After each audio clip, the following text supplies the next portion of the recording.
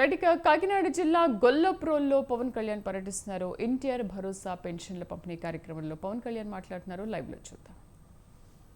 శాఖలు, పంచాయతీరాజ్ శాఖ, అటవీ పర్యావరణ శాఖ, దాంతోపాటు పొల్యూషన్ ఉంటుంది, పొల్యూషన్ శాఖ, అలాగే సైన్స్ అండ్ టెక్నాలజీ. పంచాయతీరాజ్లో దాదాపు 3 చాలా కీలకమైన విభాగాలు ఉంటాయి.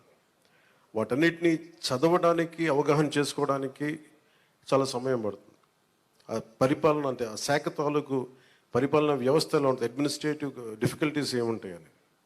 సో ఇవన్నీ అర్థం చేసుకోవడానికి నేను ఈ సమయం తీసుకున్నాను. ఈ సందర్భంగా నేను పిఠాపురం నన్ను గెలిపించిన, భారీ మెజారిటీతో గెలిపించిన ప్రజలందరికీ నేను రుణపడి ఉంటాను.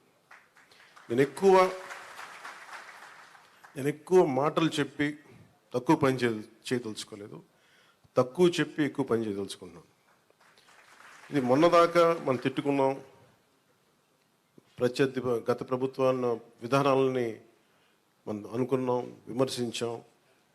ఇప్పుడు ఛాలెంజ్ ఏంటంటే మనం ఏ ప్రామిసెస్ అయితే చేశామో, ముఖ్యంగా ఇందాక మన దివ్యాంగుల మనకి సోదరి మాట వింటా ఉంటే, నేను ప్రతిసారి జనవాణి కార్యక్రమానికి వెళ్తున్నప్పుడు ఎన్నోసార్లు వాళ్ళు కూర్చొని అవగాహన చేసుకున్నాం.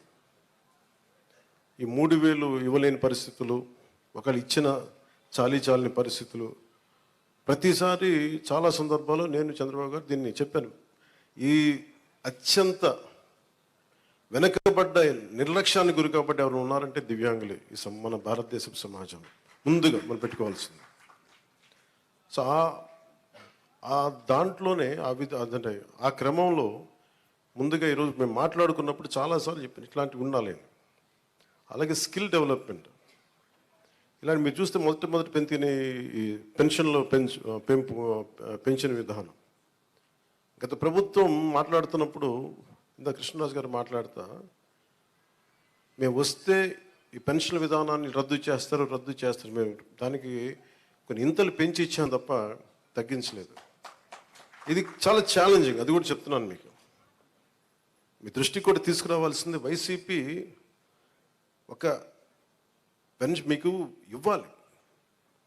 మనకి ఏమంటుందని, మనకి ఏదైతే ఇవ్వాలో వెల్ఫేర్ స్కీమ్స్ ఇవ్వాలి, ఖచ్చితంగా వెల్ఫేర్ స్కీమ్స్ చాలా చాలా ఎసెన్షియల్. కానీ దాంతోపాటు అభివృద్ధి కూడా కావాలి. ఈరోజు నేను పంచాయతీరాజ్ శాఖ లెక్కలు చూస్తూ ఉంటే అసలు అడ్డగోలుగా నిధుల్ని అటు ఎటులిపినే తెలియట్లేదు.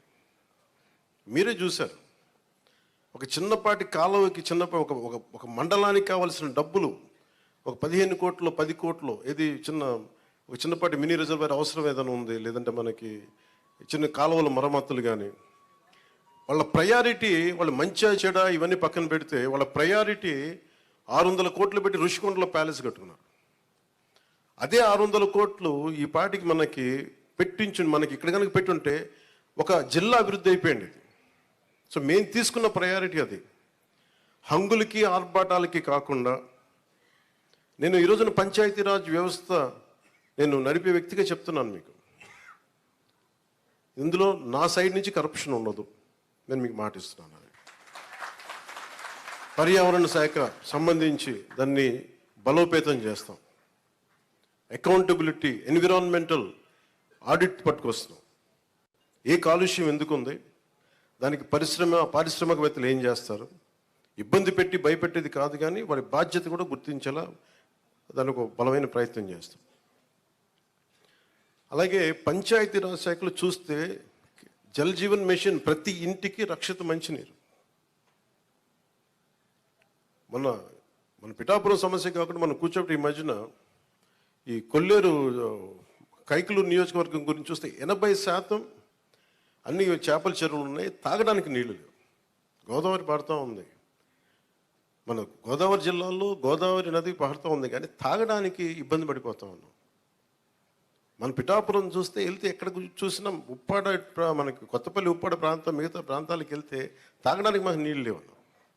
కేంద్రం నుంచి ఎన్ని నిధులు ఉన్నాయంటే జల జీవన్ మిషన్కి అసలు నిధులకి కొరత లేదు, మనం అడగాలి తప్ప.